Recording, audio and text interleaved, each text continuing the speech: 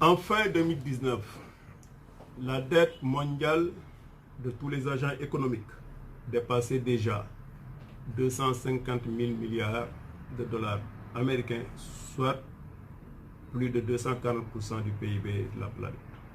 Au moment où les besoins en investissement dans les domaines fondamentaux comme la santé, l'éducation, les infrastructures de l'ensemble des pays à faible revenu s'élevaient à 500 milliards de dollars américains, soit 0,5% du PIB mondial.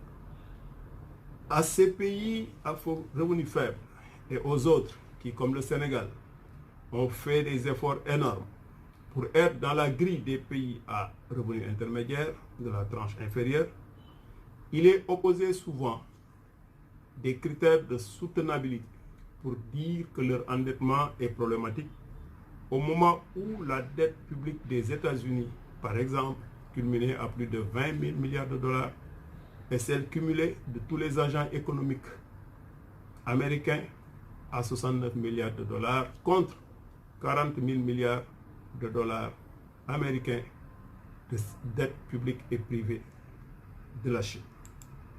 On voit bien donc que l'emprunt, en réalité, n'est pas signe de pauvreté. Il est vrai que la problématique de la dette africaine avait poussé en 1996 le FMI et la Banque mondiale à lancer l'initiative PPTE, pays pauvres très endettés. Il est tout aussi vrai qu'en 2005, il a fallu une deuxième initiative des institutions de Bretton Woods pour l'effacement de la dette multilatérale contractée par les pays africains auprès du FMI, de la Banque mondiale et du Fonds africain de développement. Ces deux initiatives, aussi salutaires soient-elles, n'avaient toutefois pas effacé la mauvaise perception des bailleurs de l'endettement africain. C'est sans doute l'une des raisons de l'organisation par le Sénégal le 2 décembre 2019 de la conférence sur le thème développement durable et dette soutenable, trouver le juste équilibre. De façon quasi prémonitoire, c'est comme si le président Macky Sall semblait, en début décembre, prendre les devants pour défendre la cause africaine. En effet, moins d'un mois après la conférence de Dakar, en Chine naissait une maladie qui allait vite franchir les paliers d'épidémie à pandémie en moins de 4 mois pour bouleverser le monde. Aujourd'hui, le Covid-19 a fini de mettre la planète Terre dans des prévisions de récession comprises entre 3 et 6% en fonction de scénarios optimistes. Optimistes signifiant fin de la pandémie à fin juin 2020. Et optimiste signifiant, pessimiste signifiant non maîtrise de la pandémie après fin juin 2020. La conférence sur la dette africaine du 2 décembre 2019, qui avait réuni 6 chefs d'État africains avec, entre autres, autorité, la nouvelle directrice générale du FMI, le vice-président Afrique de la Banque mondiale et la vice-secrétaire générale des Nations Unies. Cette conférence donc avait déjà permis de faire bouger les lignes de perception de la dette publique africaine. L'Afrique n'est pas surendettée. Quand on sait que sa dette publique, qui ne représentait en réalité que 60% de son PIB en 2018, est loin des 240% de PIB mondial que représentait l'endettement public et privé à l'échelle planétaire. La dette publique africaine en termes de ratio est encore loin des 80% de PIB que représente la dette publique cumulée des 27 pays de l'Union européenne. L'Afrique n'est pas surendettée, puisqu'en 2019, l'encours de sa dette était juste de 1330 milliards de dollars américains, soit 57% de son PIB, au moment où, par exemple, la dette publique mondiale était d'au moins 83,3% du PIB mondial, et celle publique et privée, comme je l'ai dit tout à l'heure, à 240% du PIB mondial. Lors de la conférence de Dakar du 2 décembre, la Banque mondiale et le FMI, par des voix autorisées de leurs dirigeants, avaient pris bonne note et l'espoir était permis d'aller par exemple à terme vers une révision des critères de convergence monétaire ou d'appréciation de la dette, en tenant compte éventuellement des dépenses dues aux chocs exogènes, comme les chocs sécuritaires ou climatiques, dans l'analyse des ratios d'endettement ou de déficit de nos pays. En clair, le chemin était balisé pour des actions énergiques allant dans le sens d'une meilleure soutenabilité de la dette africaine.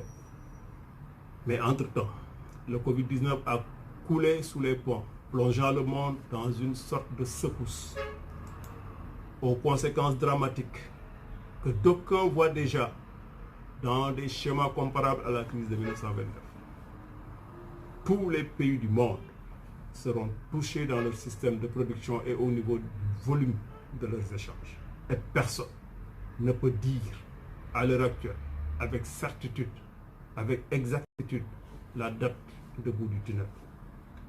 Au Sénégal, pays qui était sur la rampe d'émergence, l'État a heureusement pris, à travers le programme de résilience économique et sociale, d'un coût global de 1000 milliards de francs CFA, soit 2 milliards de dollars, des mesures de résilience pour agir à la fois au triple plan sanitaire, social et économique. À l'instar de tous les pays africains, notre pays aura besoin de l'accompagnement des créanciers et institutions financières internationales pour mieux passer le cap de la résilience sanitaire, sociale et macroéconomique. Il est clair que l'Afrique est en train de subir les conséquences désastreuses de cette pandémie et que l'Afrique doit rester solidaire et proactive. C'est pourquoi il est salutaire de soutenir l'initiative du président Macky Sall de demande d'annulation de la dette publique africaine et de réaménagement de sa dette privée. Cette annulation de la dette jumelée à un allègement des règles de discipline budgétaire pourrait permettre, après la crise, d'aller avec plus de volontarisme vers le financement des infrastructures africaines, condition sine qua non du développement continental. On se souvient qu'au lendemain de la Deuxième Guerre mondiale, par le biais du plan Marshall, les États-Unis avaient en 4 ans injecté en prêt l'équivalent de, disons, 173 milliards de dollars américains en équivalence monétaire 2019. Que serait devenu l'euro d'après-guerre sans le plan Marshall? En vérité, l'Afrique en construction et en guerre contre le Covid-19 a besoin d'investissements massifs pour rendre ses économies plus efficientes, mais aussi pour combattre le Covid-19. La solution à l'endettement de l'Afrique n'est pas seulement dans le plus d'endettement, mais bien dans un sursaut de réalisme des partenaires techniques et financiers, dans un monde où la pandémie du Covid-19 requiert un changement de paradigme avec un nouveau regard à porter sur le continent berceau de l'humanité. Le monde a besoin d'une Afrique forte pour un rebond de l'humain après le Covid-19. Le gel du service de la dette de 40 pays africains comme réponse à la demande d'annulation est certes un premier pas important, mais ce que veut l'Afrique, c'est un effacement de sa dette publique couplé à un réaménagement de sa dette privée. Et je le répète, la relance de l'économie mondiale après cette pandémie se fera et ne se fera qu'avec des investissements massifs en Afrique, partie la plus vierge du monde qui a déjà mis un genou à terre. L'avenir du monde est en Afrique. C'est aussi un message important que ce virus invisible a malheureusement fini de rendre plus lisible.